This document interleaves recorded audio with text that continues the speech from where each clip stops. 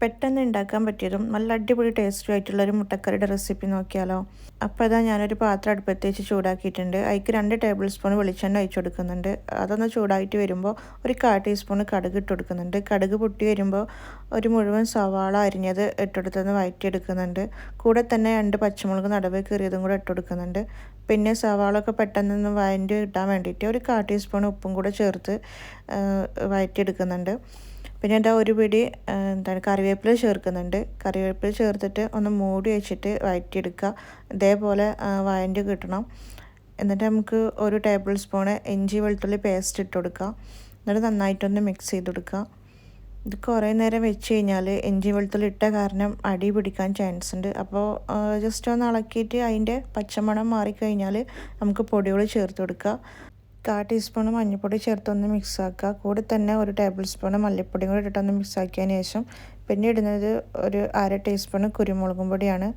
കൂടെ തന്നെ 1/2 ടീസ്പൂൺ ഗരം മസാല കൂടെ ഇട്ട് കൊടുക്കുക. എന്നിട്ട് നന്നായിട്ടൊന്ന് വഴറ്റിയെടുക്കുക. നന്നായിട്ടൊന്ന് മിക്സ് ചെയ്യണം.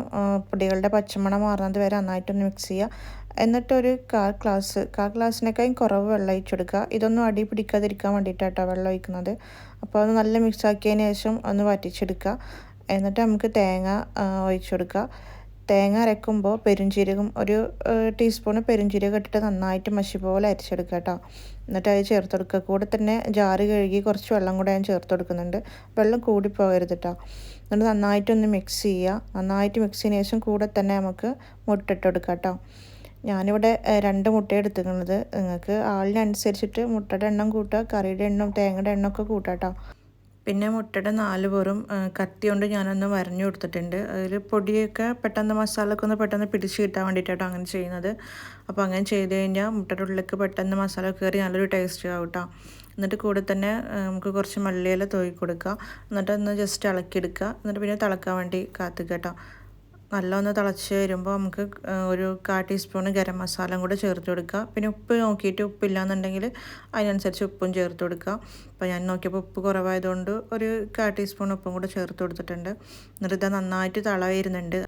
അപ്പോൾ നമുക്ക് ഗ്യാസ് ഓഫ് ചെയ്ത് കൊടുക്കുക. അപ്പോൾ ഇത്രയേ ഉള്ളൂ. നല്ല അടിപൊളി ടേസ്റ്റുള്ള മുട്ടക്കറി റെഡി ആയിട്ടുണ്ട്. ഇത് ചപ്പാത്തിയുടെ കൂടിയും പൂരിയുടെ കൂടി നൂൽപുട്ടിൻ്റെ കൂടെ ഒക്കെ അടിപൊളിയാണ് കേട്ടോ. അപ്പോൾ ഇങ്ങനെ ട്രൈ ചെയ്തിട്ടില്ല എന്നുണ്ടെങ്കിൽ എല്ലാവരും ഇങ്ങനെ ഒന്ന് ട്രൈ ചെയ്ത് നോക്കുക. അപ്പോൾ ഇങ്ങനെ എന്നത്തെയും പോലെ വീഡിയോ ഇഷ്ടപ്പെടുകയാണെന്നുണ്ടെങ്കിൽ ലൈക്ക് ചെയ്യുക, കമൻറ്റ് ചെയ്യുക, ഷെയർ ചെയ്യുക, സബ്സ്ക്രൈബ് ചെയ്യുക. അപ്പോൾ നെക്സ്റ്റ് വീഡിയോയിൽ വീണ്ടും കാണാം. Okay, by.